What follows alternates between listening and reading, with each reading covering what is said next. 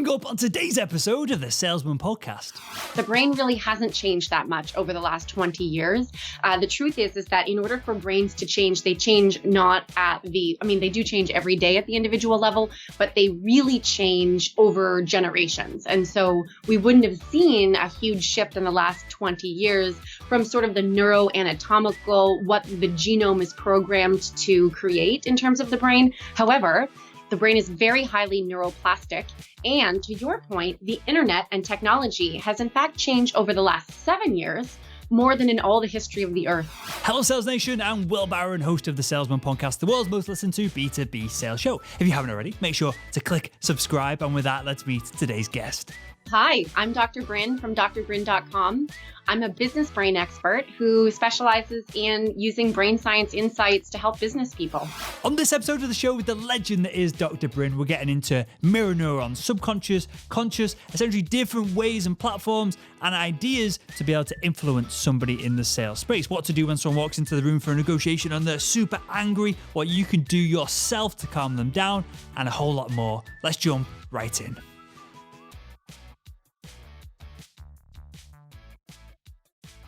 So with that, let's tee up the conversation here with somewhat of a loaded question, because I think I know where you might go with it. But are people's brains wired to want to buy in one hand, or are they, and is this binary, are they in the other hand programmed to not be influenced or manipulated? And yeah, I'm sure that you do know that's a great question, Will. The answer is both. So it's just not as simple as that. So the human brain at sort of a fundamental level is designed both to help you survive, right? So procure as many resources that are going to help you do that, as well as the fact that, as a social species, what we are trying to do is not to get duped. So it's almost like we have a brain that makes us want to both consume, buy. That's obviously where we get a lot of people who want to shop, they want to eat, they want to, you enjoy the world. Consuming is a real human need. But on the other hand, they also are very highly motivated not to be taken advantage of, lied to, duped, stolen from, thieved from, etc. So we have a brain that both goes out into the world to try to find resources, as well as really trying to vet the other people that we get those resources from, in order to make sure that they're not going to take advantage of us. So the answer is both. Perfect. It leads to a slightly less simple conversation, perhaps, but a far more interesting one. And on this, Brynn, so I've pondered on this, and I don't think it's been researched, especially from a sales perspective. But tell me if there's any data points that kind of coincide with this from other areas.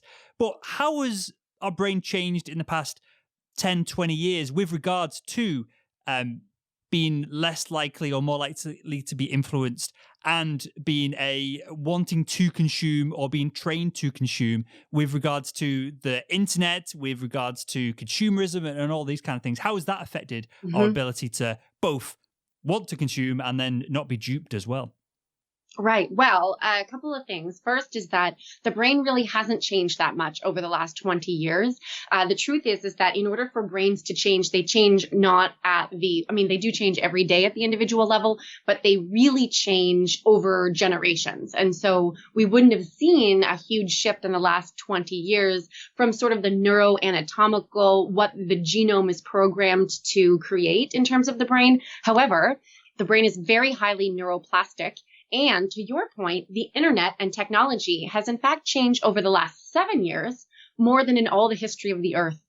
So what that means is that human brains are having a very difficult time keeping up with that. And so we're seeing spikes in things like anxiety and depression.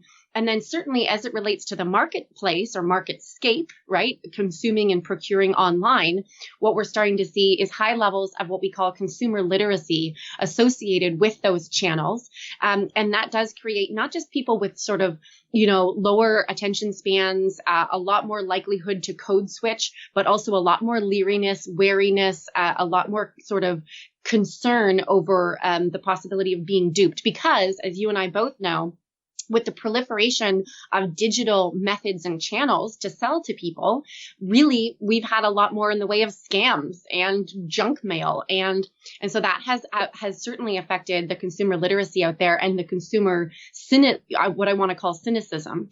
But effectively the idea that, yeah, people are a lot more leery now because it's their job, it's their brain's job to protect them. And information and media and sources are coming from all angles, especially with digital channels. So yeah, we are seeing an increase in certainly levels of sort of anxiety and wariness associated with procuring in general. So we'll come on to that, and we'll come on to how people perhaps have an information overload, and specifically how we can deal with a potential buyer who has a tiny attention span. And myself as a millennial, how millennials are kind of going into buying positions and having 15 apps on the phone, having 2 emails go off at once, having this go off, and how to deal with someone in that scenario and how we can add value to them, not even influence them, but how we can best serve an individual who is like that. We'll come on to that in a second. But just something that you mentioned here, and I just want to double down on for the audience who might not be familiar with this. But what is, in a nutshell, neuroplasticity? And is it, I assume this is a misconception, that it's only we're only plastic, our brains, when we are kids, and then it's cemented and we're set in our ways, or does this continue on into adult life? Right. Okay. So neuroplasticity, it's a great question, Will, is it's the brain's propensity at the neuronal level to wire differently. So literally neurons, which have synapses and little, I want to call them like ganglion cells that attach to one another. Neuroplasticity is the propensity for that neuron to attach to other neurons. The truth is that you're neuroplastic through your life. We used to think that, to your point, neuroplasticity was, went to zero after puberty. So basically you were most neuroplastic when you were born. And then as you aged and into puberty, that neuroplasticity would slow, and it does.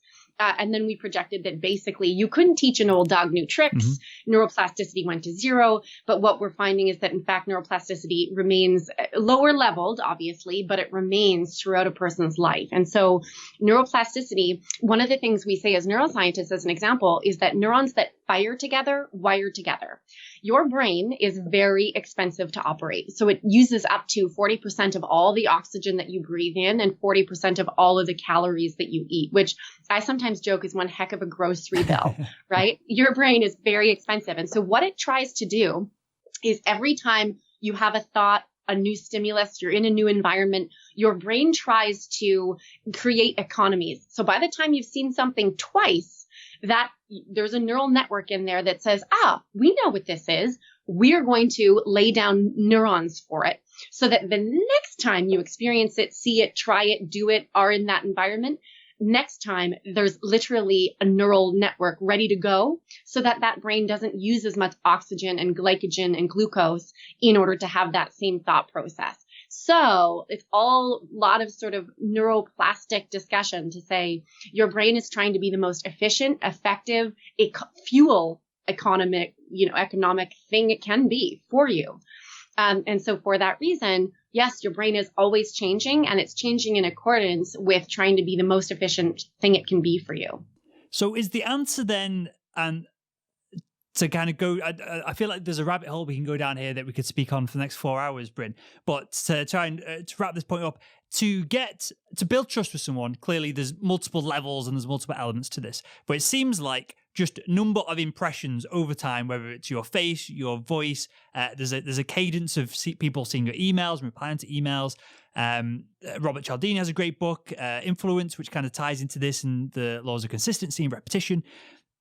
How much of building trust and building perhaps this neural network that allows people to go, I've seen that before, that might be safe, as opposed to, I've not seen that before, I'll avoid that. How much of it comes down to just being in front of an individual day in, day out?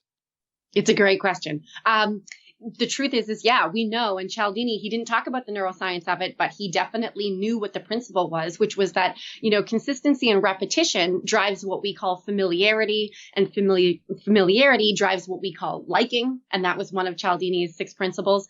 And liking drives purchase intent in B2B or B2C. So what we know, and there are other great, historical kind of, we all rest on the shoulders of giants as neuroscientists, but there's great psychological literature that talks about they were given a bunch of, just to sort of, the boot camp in it is that they were given as an example, a bunch of subjects, the name Charles Manson, who is of course a serial killer, Charles Manson. And then they, went away for 10 years and they brought them back and they said, is that name familiar to you? And they said, yeah, it is. I can't place it, but it is familiar to me. Would you be likely to invite Charles Manson to a dinner party, some equivalent thereof? And more often than not, the subject said yes, because they dissociated what he was known for and they reassociated the fact that he was familiar, and the brain likes what is familiar. And so the answer is absolutely. The more that you're in front of a client, the more your name is known to them, the more they feel as though you are proximate, that you are familiar, that you know people they know, then absolutely that starts to build trust with them, even though it's on a subconscious level. They're not aware that you're building trust with them. But the idea there is that their brain is saying, we've heard that name before. It's familiar to us. Familiarity drives liking. Liking drives purchase intent. Okay. Absolutely. So other than changing our names to a serial killer from 20 years ago, who's now kind of dropped out of the news, clearly sometimes I wonder how far the audience will go to be successful in sales. I wouldn't advise that. I'm sure you're not advising that either, Brynn.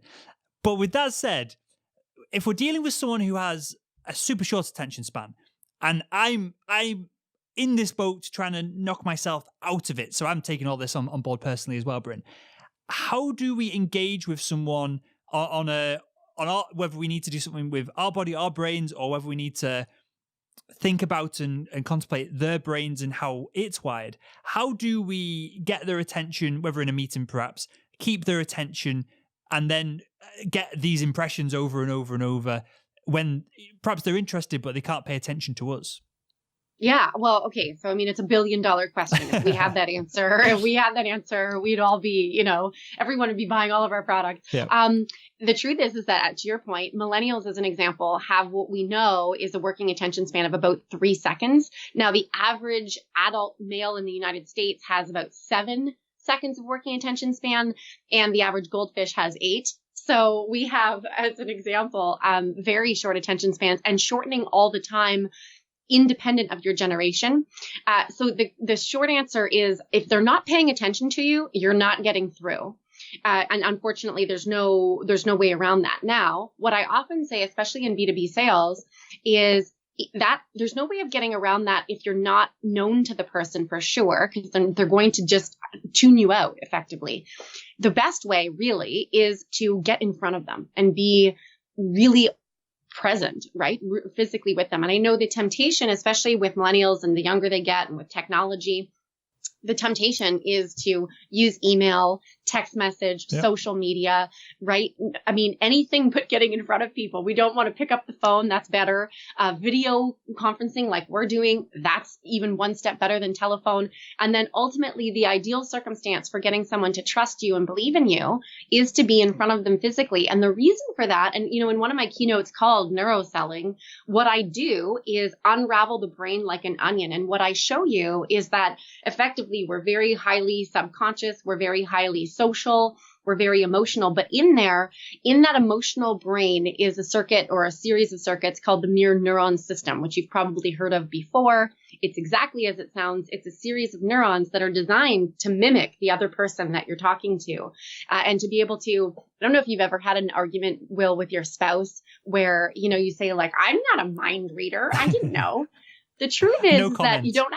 No comment. Yeah. You are, in fact, a bit of a mind reader for the things that matter to you, not necessarily for the things that matter to them. But the things that matter to you are whether or not you can trust them, whether or not they are trustworthy, whether or not they're trying to thieve from you, dupe you, lie to you. And so you are, in fact, subconsciously constantly monitoring another person's brain state through this mirror neuron system, but it only works in person. And so that is the key piece. If you want someone to trust you, engage with you, be influenced by you, you've got to get in front of them because they can't tell. That mirror neuron system, it doesn't work very well when the lines of communication are impoverished. So if they can't smell you, literally sort of feel your energy, you've impoverished your communication one step. If they can't see your face, your facial expressions, your body language, there's 92, 93, it goes up every year. 93% of communication is nonverbal, which means that the mirror neuron system is taking more than what we're saying, right? It's taking a lot more information in order to decide if this person is trustworthy, if we want to be influenced by them. And then so on and so on. So as you impoverish the media that you're using to communicate with somebody, you get further and further away from their mirror neuron system, which means there's no way for them to test or assert for themselves whether they can trust you, which means you're less and less likely to have any level of engagement and therefore influence over them. So clearly and I say clearly, I assume most people, I've done this many times, especially with my sarcastic British humour, sent an email, it doesn't have the effect that it is supposed to, and I get a nasty email back kind of calling me all sorts. Clearly, there's a element of or potential miscommunication there over email. Text the same, phone the same, because you've got a little bit more, you've got that vocal tonality, which really helps. But what's the difference, Brynn, between a in-person meeting and then a video conference like what we're doing here? So for all the audio listeners, you can watch all the video content over at salesman.org that we put out. Because maybe it's not quite photorealistic, but as cameras get high definition, as I don't know, at some point in the future, there'll be some kind of holographic system, I'm sure. And with all that said, 99% of businesses will be moving towards that because air travel is expensive and all these kind of things. So unless you're doing a deal, it's a couple of $1 million or pounds or euros in size, it's very likely that your organization isn't flying you out different places to get it done. So with all that said, what's the gap between a really good, the best video conferencing that we can do right now, and then in person? And then the next question will be kind of if there's anything that we can do to reduce that gap. Yeah, well, so the mirror neuron system, your brain is using all 5 of your senses. So there is, and the other thing about video conferencing is we're often sitting. So there's not a lot of body language that you can detect from a person because it's a bit of a contrived position that your body is in, right? And so sort of like sitting maybe at a meeting as an example. But the other thing is that, when you are in front of somebody, I know this is going to sound maybe a little too much, but you're literally smelling them. You can sense their energy. You can sense their vibe. You can sense whether or not, they are starting to perspire or if they feel anxious. A lot of that sort of that we can't really even put it into words. You can't put your finger on it, but you just get a feeling, a sense about somebody. That is much easier to mask through video conferencing, and it's much harder to be able to detect through video conferencing. So when you're in person, those are tools, those 5 senses, literally taste, smell, touch. Those are tools that your body uses and your brain therefore uses to be able to detect whether that person is lying to you, is trustworthy, is what their agenda might be, is self-interested. And so here's what's interesting. As a species, as animals as we actually are social in our organization. And so we have natural tells, it's called, but humans have ways that they give away, tell, they have a tell for whether they're lying or whether they believe that what they're doing, they don't believe in what they're selling, as an example. Yep. If they don't believe in who the organization they're selling for, if they doubt that this product is actually a good fit for the customer, what you'll start to see is that person will have tells. So their eyes will start to flicker in specific ways, and in ways, by the way, that you know how to read, you just didn't know you knew how to read. It's very tacit, subconscious process and knowledge that you have, that we develop over the course of our life. They will start to perspire. They will potentially start to fidget. And so things that we sometimes measure in a laboratory, things like galvanic skin response or eye movements, actually, as humans, we didn't need technology to measure it for us. We know that those are tells that a person is getting anxious, that a person might not believe in what they're selling, that there's something off, there's something wrong. You can't tell all that as readily through video conferencing as you can tell in sort of an immediate sales context, an immediate person-to-person interaction. So is the solution say we are meeting in person, is the solution to everything you just described there of, I don't know, I guess you can measure with technology galvanic skin response. It's not something that you're going to be holding onto someone's wrist and seeing if you can measure it yourself. But all these subtle things, Whether it's eye flicking, perspiration, clearly if someone is sweating, they're fidgeting and you're negotiating, you might be in a position where you're making them feel uncomfortable, and it's going to turn into an emotional conversation rather than a logical one. And if you're both on the same side, if you're both trying to achieve the same thing, clearly we can perhaps use our subconscious, and we'll come on to that in a second, to judge whether we should push, whether we should hold back, and all this comes somewhat naturally. But with all that said, if we are in a conversation and we sense we'll go from the other direction. If we're in a conversation and we feel we are doing some of this, is the best solution to learn to hide it all and essentially lie? And clearly this is a massively loaded question. Or is the solution to, if we're not sure about our product and the value of it, to learn the value of the product so that we cascade all of this, the correct behaviors from the top down, as opposed to trying to mask them? Absolutely. So trying to mask them, and there's great new research that shows this, as your galvanic skin response, you don't have to touch somebody to know that it's happening. And the reason is because you can smell it. So there are pheromones released. You're not even aware that your olfactory bulb is starting to detect that. You wouldn't be able to say that you are smelling it, but it does. It's something that you can sense in the environment. It's part of that energy the person is giving off, as an example. There's great new research that shows, as an example, that as your anxiety increases, as your heart rate increases, as your sweat glands start to be activated, if you start to try to mask that or cover it, it actually increases the anxiety, again, through that mirror neuron system that's happening in a completely subconscious way. The other person isn't aware that that's happening. As your anxiety increases, blood pressure, hypertension, the other person's blood pressure, tension, anxiety levels increase, and they resent you for it.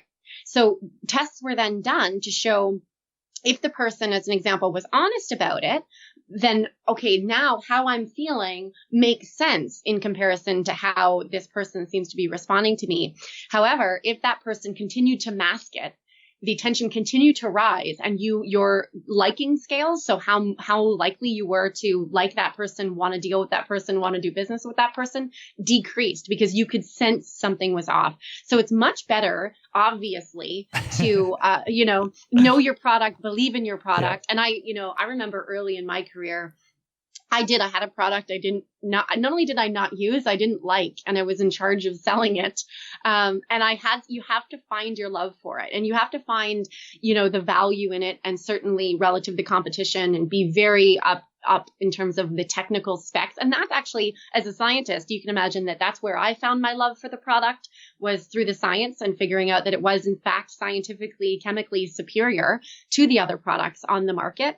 But as an example, if you don't do that work and you're in that meeting and your anxiety is starting to spike, and that you can tell, even if you can't tell that other person is detecting it, if they are detecting it, they will not be able to put their finger on it, but they won't like you as much. They won't be as likely to engage. They will detect that something is off, and they will be much more likely to ultimately not to procure, not to buy, not to go with you, not to sign the contract. And they will find rationale for why that is. And it will honestly come down to the fact that you were anxious and didn't own up to it, that they could detect there was something off there. So you're absolutely better off to try to dispel the tension. If you don't do the work of loving your product that you're selling, or for another reason altogether, you're feeling very anxious, you have to, and I sometimes teach a whole course in how to start managing your own nervous system and physiology to try to decrease that anxiety, so that you come across cool, calm, and collected and confident, and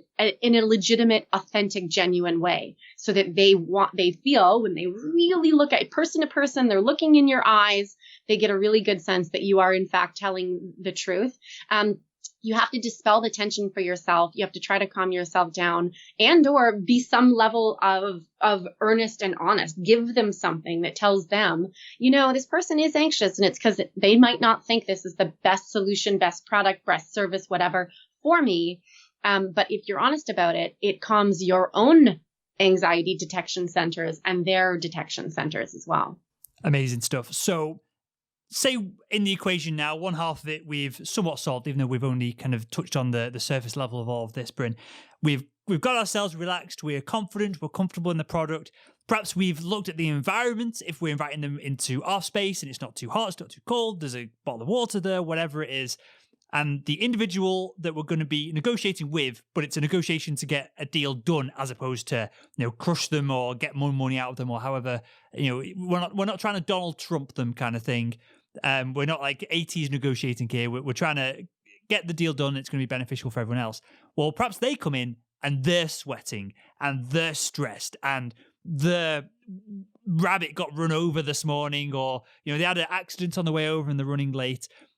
Is it enough for us to remain calm and collected and rely on their mirror neurons to reflect back at us? Or is there anything else that we can do from that perspective to, talking about the brain side of things, is there anything else we can do to, I guess, influence their subconscious into coming round to our kind of our state? So first part of that question is yes, you're exactly right.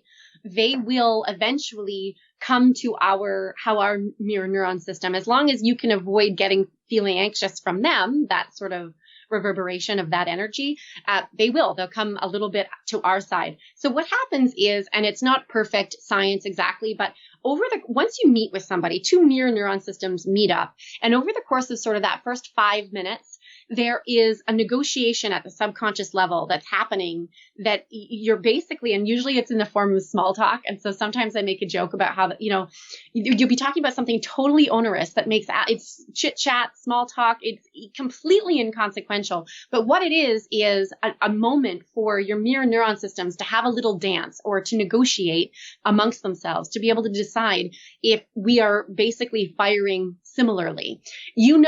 When you've met somebody and that was a very easy negotiation because you literally said, this is like my sister from another mister. This is a brother from another mother. This person, right? We get along like wildfire. I don't know. It's amazing. You've known the opposite as well. When you've gone through that first 5 minutes of sort of this negotiation, chit chat, small talk, and you are not hitting it off and you don't know, you will walk away after an hour's meeting and say, I don't know what it is. I can't put my finger on it, but I just don't like that guy.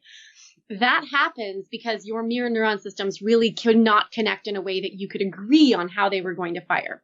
So to your question, yes, as long as you can stay as relaxed and calm, cool, collected, confident in yourself, their mirror neuron system will come on side. Now, it depends on what happened to them, because if they feel like you're way too cool, calm, and collected for this negotiation, which most sales discussions are a form of negotiation for sure, right? I'm going to give you something and you're going to spend money to get it. And so we are negotiating price and terms and contract. When that's happening, if they feel like you're just very different from them, like there's just they would have to come way too far, then that meeting of minds, literally meeting of minds of mirror neuron systems, it won't happen very, very effectively. So they could decide that, you're just way too calm, way too confident, way too charismatic, too slick. Right? You'll often hear words about salespeople exactly like that. That person's just too, I don't know what it was, almost slimy. And what they're experiencing is that there's just not enough nervous activity. There's not enough meeting of minds. So you do have to come a little bit their direction as well, in order to be able to help them. The second thing to do, so obviously you're going to meet in person. You're going to try to stay cool, calm, collected yourself. You're going to try to drive toward what I call similarities. And so every conversation between two strangers or two people meet up, is really this immediate kind of friend or foe.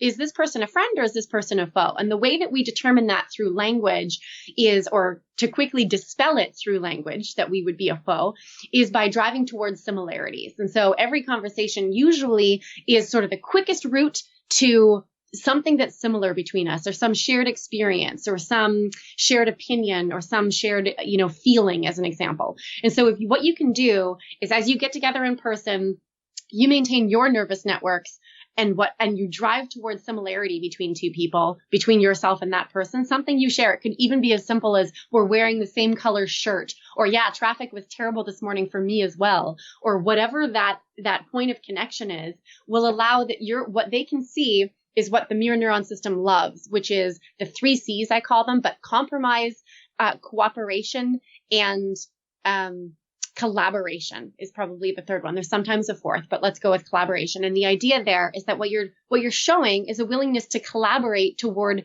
coming to their mind state, toward coming to their brain state, how their energy and physiology is working right now. You're willing to kind of come halfway. And so drive towards similarities. I don't know if you've ever done negotiation training, Will, but another one of the things we often recommend as an example is literally physically mirroring the person. And so in your body language, you would actually start to adopt postures, positions, a nature that's like theirs, especially at first, in order that what you can do is kind of ease their mirror neuron system into your a very similar brain space that you're in. And so we do that with language by driving towards similarities. We do that with our bodies by mirroring what they're doing and how they're doing it. All of these tools or tricks are designed to calm them, but also to have that negotiation between the mirror neuron systems go very well so that they are on side and we are starting to see eye to eye. So then the third thing, of course, is that you wouldn't start into business terms, contractual obligations, any of the business stuff right away. The truth is the human brain is very highly social. So in your brain, 80% of all neural networks are dedicated to social processing.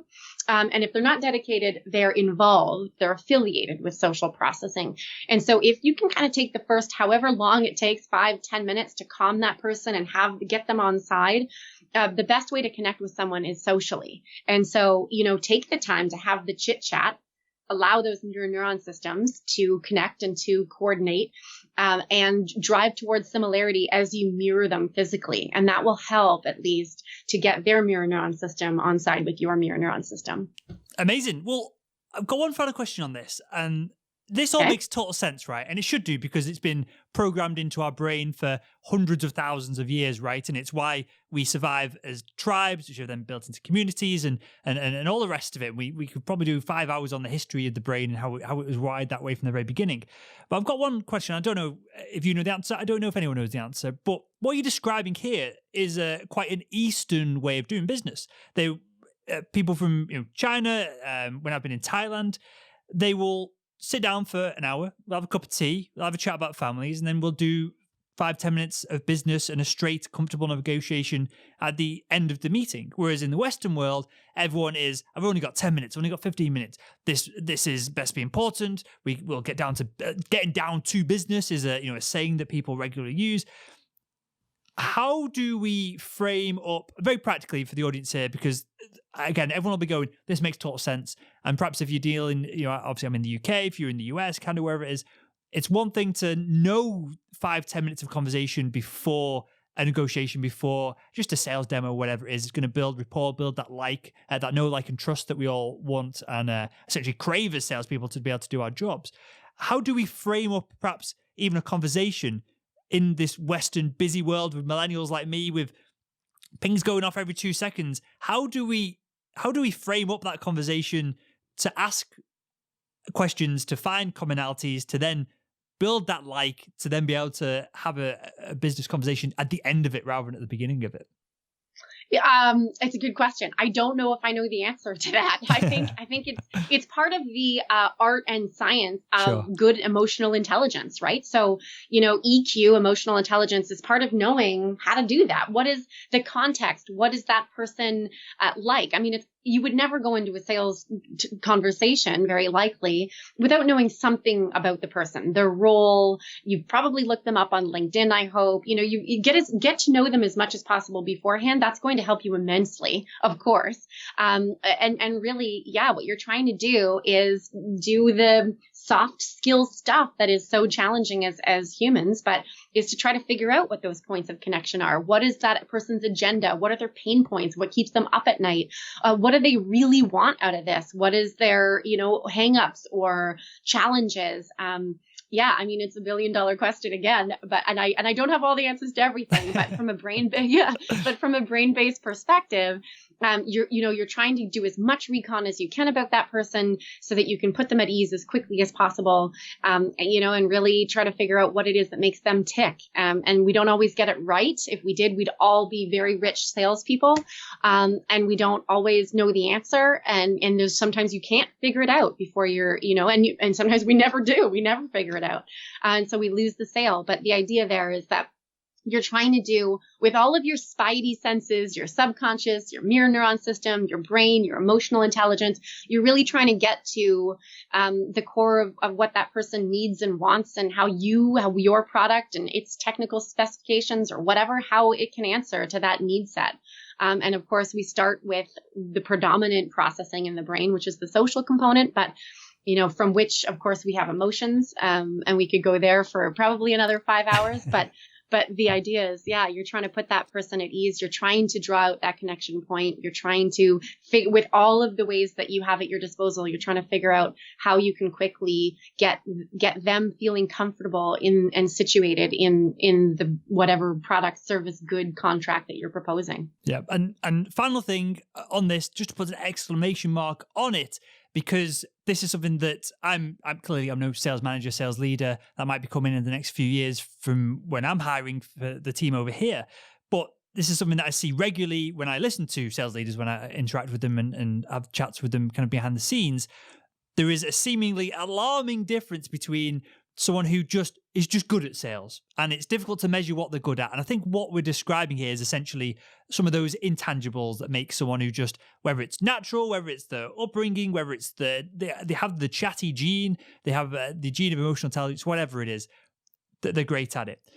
You get some people who are kind of learning, right? And they're in the midst of this. And I knew when I first got into sales, I had an issue of being corporate, of being, hi, I'm Will from XYZ company. We do 1, 2, 3, hang up kind of thing. Clearly, that's the opposite of what we're talking about here. So is it fair to say, just to wrap up this part of the conversation, Brynn, that it's important to be yourself, to have some personality, to allow, to maybe even be a little bit vulnerable, to allow people to open up and be vulnerable back to you? Is that a fair thing to say to wrap up the conversation here? It's perfectly well said. I wouldn't even try to recap it. That's perfect. Yep, absolutely. Good stuff. Well, with that, Brynn, I've got one final question I ask everyone that comes on the show. And I know you're not a kind of quote-unquote quota-carrying B2B sales professional, but I'm sure you'll have an insight for this. And that is, if you could go back in time and speak to your younger self, what would be the one piece of advice you'd give her to help her become better at selling? Oh, better at selling. I think it was sort of going back to the piece that you just mentioned, was I came from a corporate background in marketing, moreover, but definitely very kind of regimented, structured, get right down to business, especially as a female.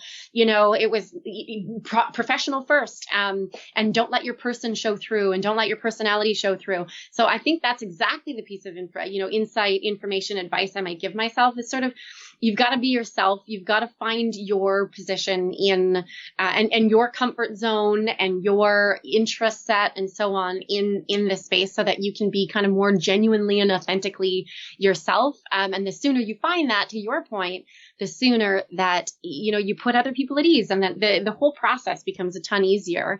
And you know what you stand for. You know what you are willing to do, say. You know what your barriers and limits are.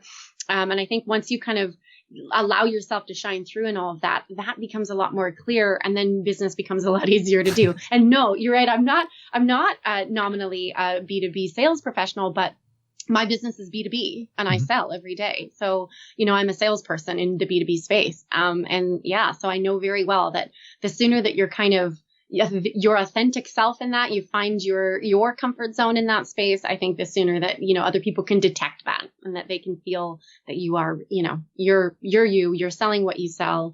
And I think, another piece might be, if I had to say, is know who your customers aren't. And that's something that has come up in my business, a little bit of a departure strictly from brain science. But the idea is that you can't, especially in an experiential service-based business like mine, you have to be willing to say, you're not my ideal customer, or that's not my ideal context. My service is not a fit for you. And I think the sooner you can get there, that's another piece that it's barrier setting, but it also allows people to say, hey, she or he is the real deal, right? Like that person knows what they're good at and what they don't know, and what they're not good at, and who they shouldn't be selling to. And so I think that's another sort of parameter that I had to set in my business once I got comfortable with it, presenting, my whole person and personality and not being so corporate necessarily, which is so tempting, especially when you're young and new. But once I figured that out, I was also able to figure out, listen, I often get calls and I love that in the funnel, but I'll often have conversations with people that I say, listen, I'm very happy to refer you to somebody, but I'm not a fit. This isn't a fit for you. And here's why. And I think that's also, generates a lot of goodwill. And people really get a sense that you're authentic and that you wouldn't, force a square peg into a round hole, that you would be sort of honest with them about what the solution looks like for them and for their business. So it seems like you're playing the long game, right? So you refer someone now, they move jobs, change company, they know someone who might be a good fit. And not that I don't think there's a spiritual element to this, but is your experience, this is my experience, is your experience that when you do the right thing, it all comes back around? I think so, exactly. And that same customer will say to someone else later, or prospect, that same prospect will say to someone else later, listen, she told me exactly when her services are useful. And so they actually make for really good ambassadors and lead generators, because, once you've been able to explain to them what you definitely do and what you definitely don't do, then they're very capable of being able to resell you, frankly. So yeah, it does come back around. And there is absolutely goodwill generated both with, that customer who says, thanks, you've saved me time and money, with the person that you refer them to, right? It builds your own network. And then with the offshoots, with the people that they refer you to, that lead generation really does become a much more authentic experience, because that person's been able to sort of parameterize the same things for them that you would have otherwise. So yeah, I think absolutely you're right about that. It's kind of comes full circle. It's a love fest. It feels good. Feels good for everyone involved. Yeah. Right? Yeah. And the reason, we'll finish with this, Brynn. The reason I kind of touched on that was, and this ties it back to the show itself, is the opposite of that is a sales professional who is desperate. And I get it. Look, if you have to close 2 deals before the end of the quarter, or you're not going to hit your target, or you're going to be let go, if you're desperate, it comes across on the phone, never mind in person or a video call or whatever it is, and you just nuking your own opportunities there.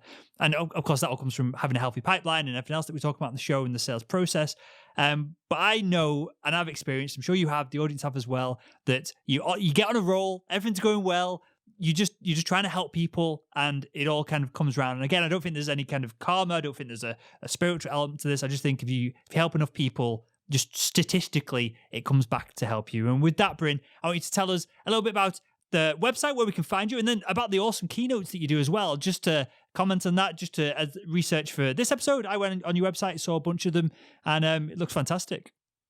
Oh, thanks, Will. Yeah. Well, yes, people can find me at drbrynn.com. There'll be a list of, all my latest articles, latest TV appearances, the keynotes that I offer, of course, of which there are 6.